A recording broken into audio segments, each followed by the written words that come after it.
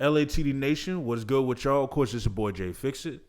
It's an RG from the 843. Back to our regularly scheduled programming as always. Indeed. And today we got a special movie review for y'all. The long-awaited. One could even say fantastic.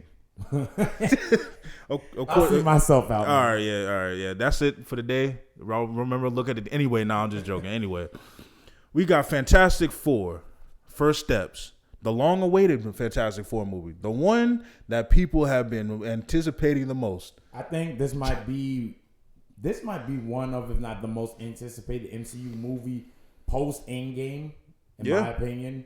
Because, I mean, we all know the Fantastic Four have a very long and infamously so, a troubled history in cinema. Of course, the Fantastic Four movie that came out in the 90s that most people don't remember. And then the first two Fantastic Four movies from the 2000s, which they're nostalgic for our generation, but you go back and watch the movies, they're not exactly great. Nah, they're not. Especially because they came out in an era where it was kind of like almost a superhero Hollywood renaissance.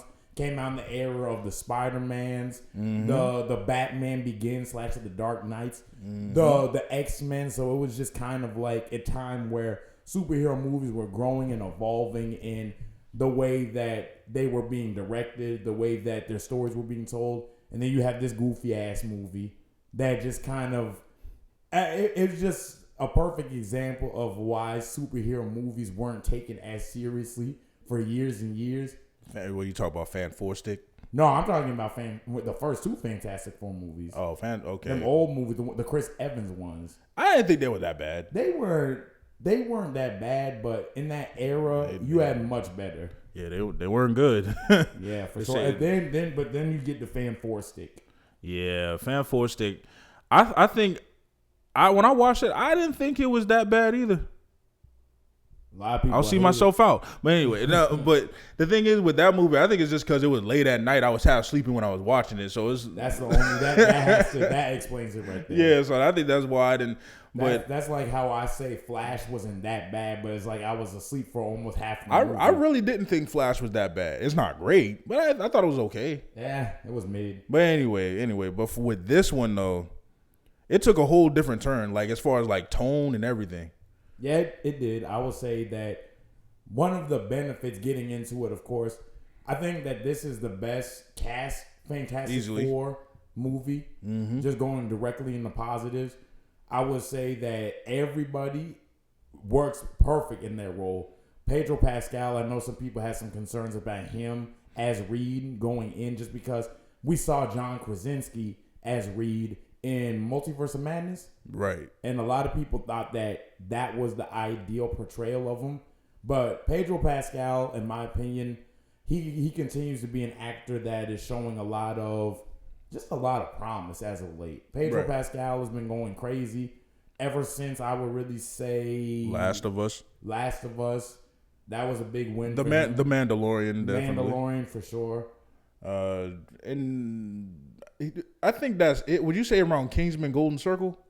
It was around that time where he was starting to get more known. But I would definitely say that Mandalorian is what really broke him through. I mean, he had Game of Thrones before that. Oh, he did? Okay. But this new renaissance of his career has really came since 2019, since Mandalorian. Like, he's been one of my favorite actors in recent years, mainly because of Mandalorian and Kingsman Golden Circle.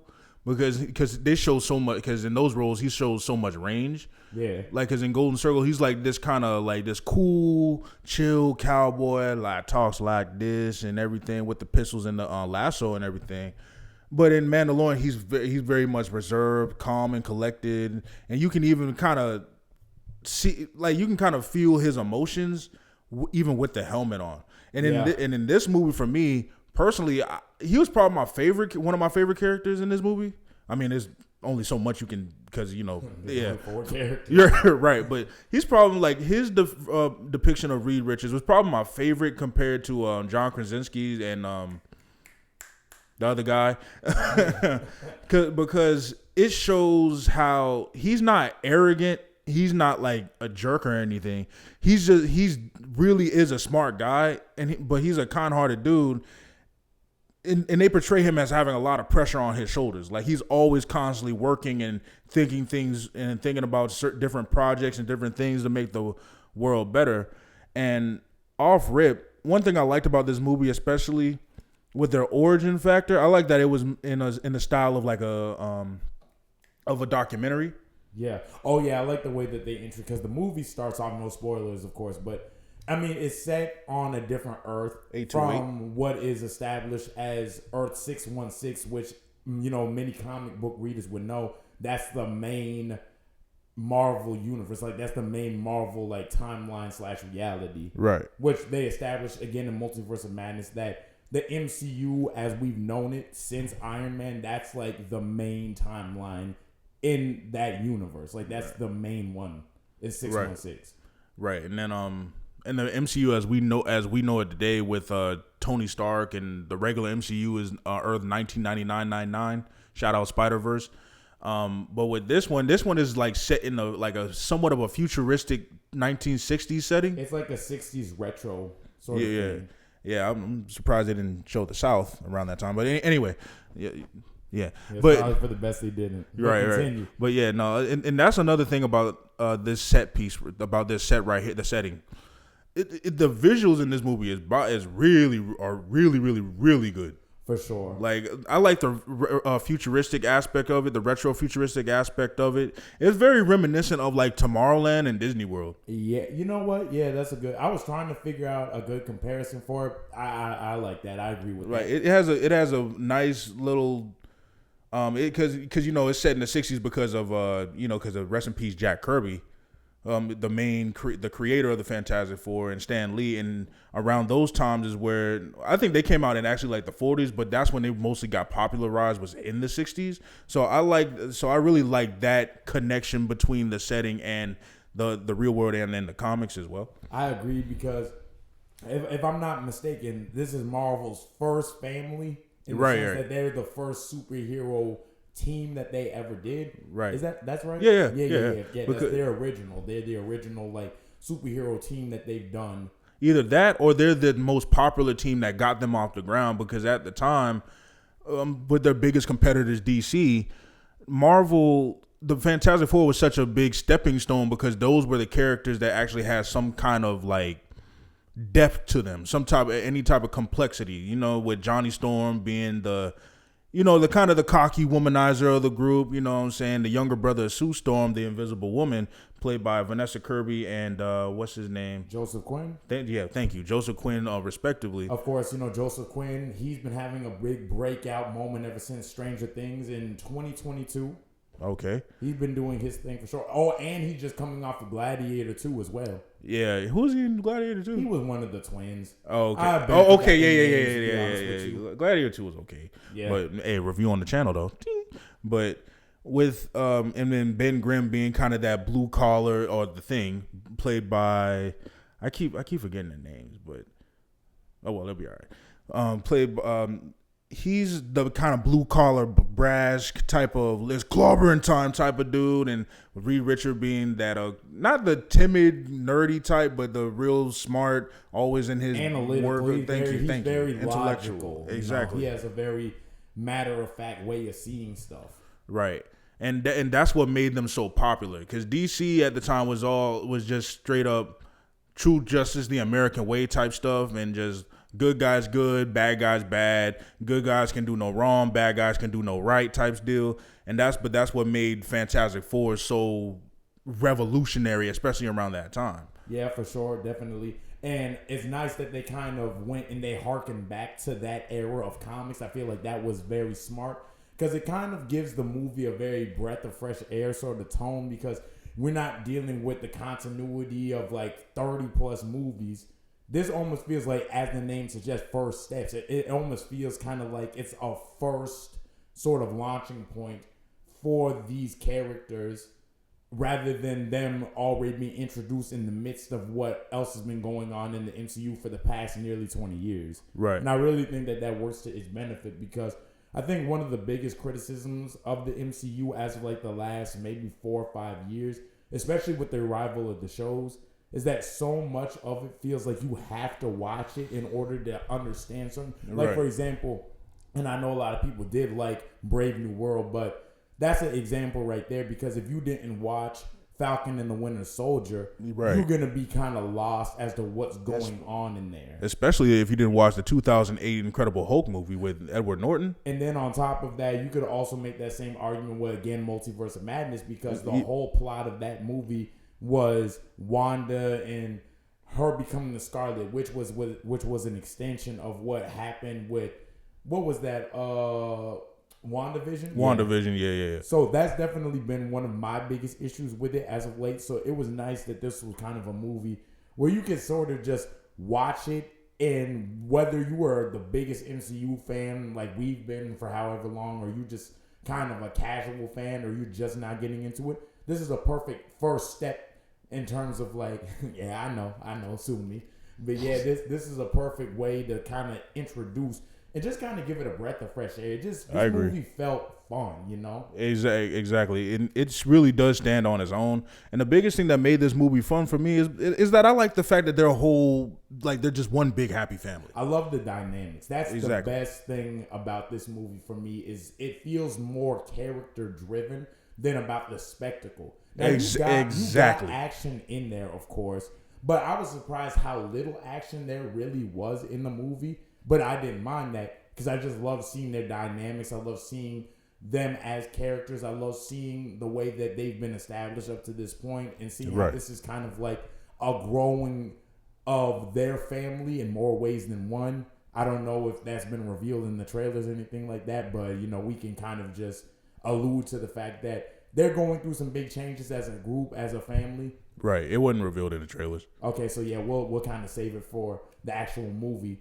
But yeah, you know, that's one thing I really like. Is like it felt more character driven. It felt more narrative focused than being about spectacle. Mm-hmm. And I think that really worked to its benefit, because I found myself very engrossed and very enthralled in the mythos of the Fantastic Four, how they're established as not just these superheroes, but these leaders in politics, these leaders in world affairs. And I think that was a really, really good way of introducing them, making them feel important, like at the top of like their world, the true protectors of, you know, their reality. The only thing I will say about the performances, though, I mean, I don't know if we want to get into negative now, but well, actually, I'll say that for later on in the video. But another big thing that I loved about this movie was they finally gave a good Galactus, a comic accurate Galactus, because Galactus is easily one of my favorite villains of all time. Like the big, kind of giant, cosmically powered dude. Like, he actually seems like just like Galactus. Whereas back in the day, they probably would have taken some liberties with his design. No, like making him a cloud. Exactly. And Rise of the Silver Surfer, they made Galactus a whole cloud. A cloud. I remember that too. And in my mind, I was half thinking that that's what they were gonna do with this, but no, this was just literally just Galactus. No, the only difference is between the characters, like the color scheme is darker. Yeah, that's all. Because I think seeing like a giant purple dude. What kind of diminish how terrifying he is. Yeah, because that's the thing. He is scary in this. Yeah, I was about to say. I'll give them credit where it's due. Because there was one scene when they first get on the ship to try to find the Silver Surfer, who's also really done well in this. Julia Garner plays the Silver Surfer. She does a really good job. And just from him, just kind of you don't see him at first. But when they like move the camera out and he like kind of leans forward, like even just that had me like, yeah, because and especially when he steps on Earth, like gets for sure. out of his ship, I'm like, oh damn, yeah, no, for real. Like he was actually a very intimidating presence. Like he felt as big as he was supposed to. Yeah, he wasn't like a lightning storm. Yeah, no, he was like legit, like an actual physical threat, like an actual like problem for real. And I really like what they did with that. But I would say overall for me, the main standouts, I'll say Joseph Quinn. Mm-hmm. I really, really enjoyed his portrayal of Johnny. You know, very cocky, hot-headed, but still very likable and charismatic. Oh yeah, definitely. This is easily the most charismatic MCU cast as well as overall movie in a long time. Vanessa Kirby, though, I think emotionally, she was like the center of this movie. Definitely. I would say, yeah, she's definitely, I put in my notes that Johnny was the heart and soul of the team. Really, she was though. Yeah. She was the one who kind of held them all together. Yeah, she for was. sure. She was the glue. Like that. She was the glue of the team. I will say, Ben Grimm was one of my favorite characters, but my favorite character is, like I mentioned, is Mr. Fantastic, Pedro Pascal, Reed Richards. Like, because with him, like I mentioned, I like that they put so much kind of pressure on his shoulders, and he's trying his best to be like the leader of the team and the leader of the world. Because, like you mentioned, they're in politics. They're they're essentially world leaders they're unofficial world leaders at this point, and he's kind of holding this all together too. And with another plot point in the movie, I won't say what it is. It's even more so when that plot point shows up. Exactly. It's even like it adds another layer to that pressure. Exactly, and it really questions the moral. It really has like a moral question of save the few, or save them, risk the many for the few, or that same. What am I trying to say? What was it? That save the few, risk the needs of the many. Thank you. Yeah. Yeah. Spock. You know. Exactly. So. And that's when you can really see like the stress, and Pedro Pascal portrays that well. He does a good job of portraying himself as a man who is just barely keeping afloat with all the stress that he has on his shoulders. Like you can see, like at any point it feels like he could break, but he always keeps that composure because that's what he's called to do as a leader. Not just of the team, but just of the world. And then of course Ben Grimm, like you see certain scenes where he wants to be human again. Well, he's already human, but he wants to look normal again, you know, and that brings me to one of the flaws of these movies, of this movie. I wish they would have leaned into the characters a little bit more of how they are in the comics, because Johnny Storm and Ben Grimm, Human Torch and the Thing, they are constantly bickering back and forth. That's kind of what I want. I didn't mind the fact that they were more friendly here and they didn't like really pick on each other as much. But I would have loved to see them more lean into more of these characters. Yeah, more characters' personalities, and I wanted to see a little bit more of the world. Yeah, because the thing about this movie is that it jumps like head first in. Like it literally from the beginning of the movie, you're moving at a very brisk pace. It's a much shorter runtime than anything we've seen as of late, which I think does work to the movie's benefit. Yeah, because the pacing is really good in this movie. For sure, it's very, very good. They obviously, you know, it has its action and it has its moments of like, I guess, intense moments, but there's also just enough time to breathe and really give these character moments and these character dynamics. But I do agree they could have leaned a little bit more into it, and that probably does come with the fact that it's a shorter runtime. But it would have been nice to see more of the dynamics, especially like dynamics as them together or them separate, I guess you could say. It would have been nice to see more of Ben's relationship with Reed, Reed's relationship with Johnny, and more of that, like more of an exploration of that. Right. But overall, what they did do is competent. So I'm not going to get on the movie for that because what they did do it. Yeah. No. I agree. And that's why we'll give our ratings later. But that's why like it didn't bother me as much. But when I was watching Double Toast's review, I'm like, okay, yeah, I get that. Yeah. And I'll say that's probably the movie's biggest, because I couldn't really think of it on my own.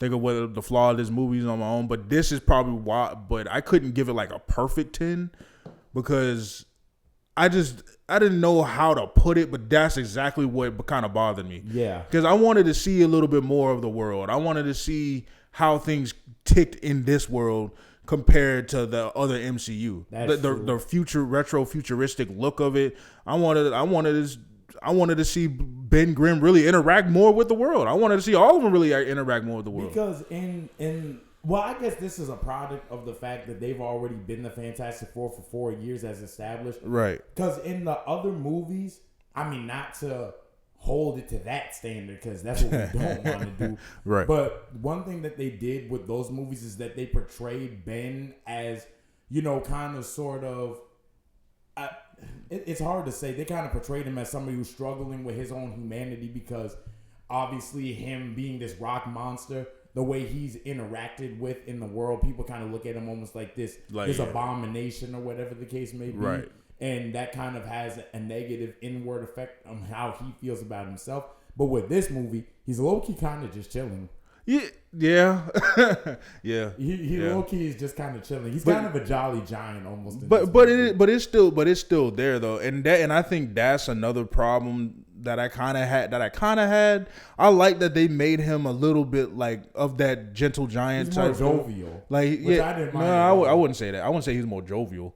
I'd say he's a little bit more shy, if anything. Okay, I say he's more shy and he not timid, but he's just more kind of to himself.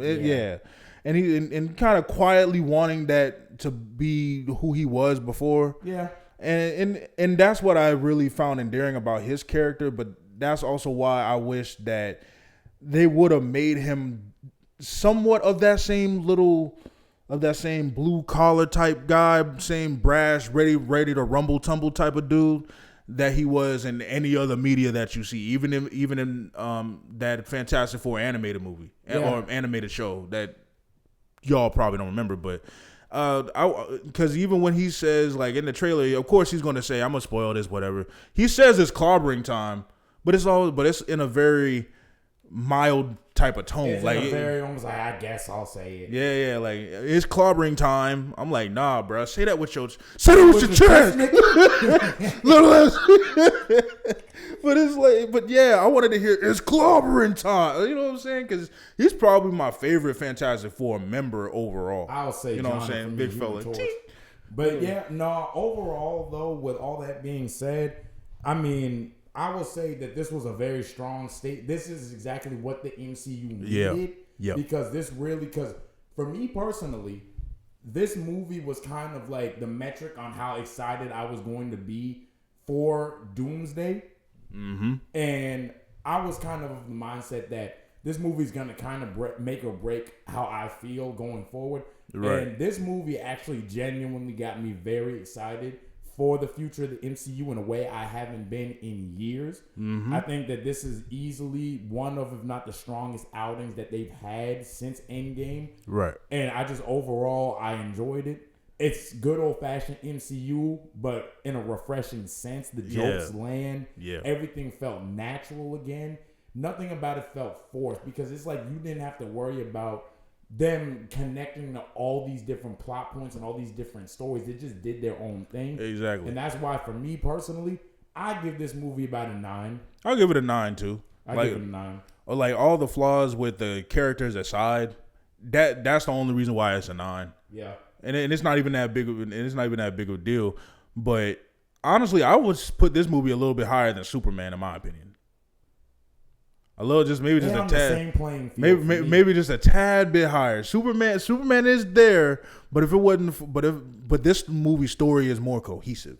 I agree. I really did enjoy this movie. I love the dynamic of the characters. Especially, that's what worked the best for me. Exactly. And this year's MCU movies really weren't even bad, like at all. But this one is definitely like the best MCU movie in a while. In a long time. Like a good long while. I put it over Deadpool and Wolverine. Hell yes. Oh, easily.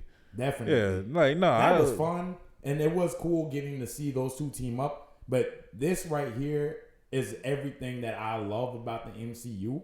And it's been a while since I've gotten a movie that really reminded me of why I've always been such a big fan of it. Right. So overall, this movie did exactly what it needed to do. I am excited for Avengers Doomsday. Same. And overall, a fun time at the movies. Yes, sir. Well, with that being said, I've been Jay. And this has been Rodney. We're LATD. We got more videos coming. Everybody remember, please look at the details. God bless.